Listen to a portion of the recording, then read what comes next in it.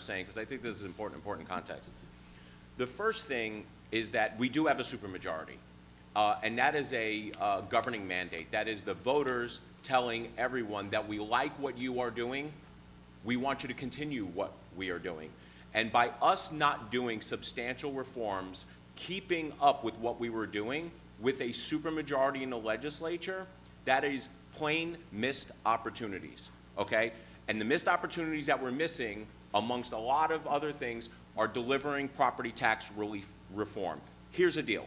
Everyone in this room, raise your hand, would you rather have property tax relief over sales tax relief? Almost everyone we talk to in the legislature would rather have property tax relief than sales tax relief. Here's some numbers for you. This is the way our current property tax exemption structure works. Your first $25,000 of your property taxes are exempt. Your next $25,000 is taxed.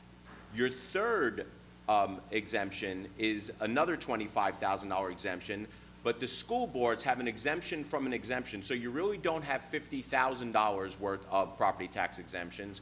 On average, you have about $39,000 worth of property tax exemption, and this is why it's important.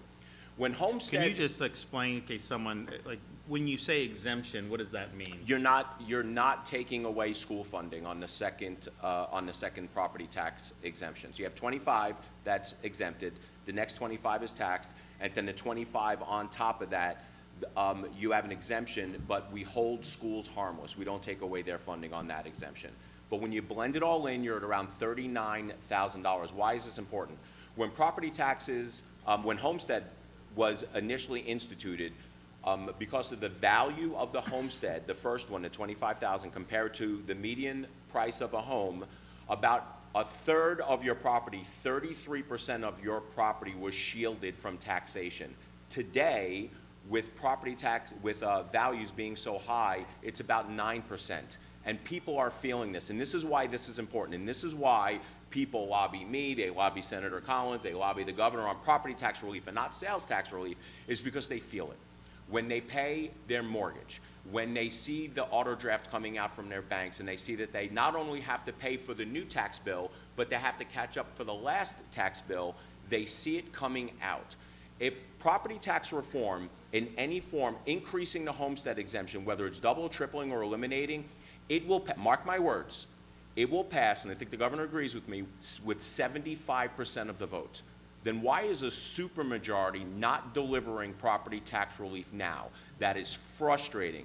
Here's another thing that everyone needs to understand, and the governor knows this, we've had this conversation, is that if we get structural property tax reform on the ballot in 2026, people are not going to feel that until 2027, because it has to be voted on and then has to be implemented. People are going to pay their tax bills in 25 and 26. What happens over the next 2 years? People are hurting now. They need property tax relief now. The governor, what this governor is saying is that if we are going to spend money on tax cuts, let's deliver it to Florida families, a Florida first tax cut, so they can benefit now and the next year while we get structural property tax reform on. That's not only what a Republican supermajority should do, it's also pretty darn good governance.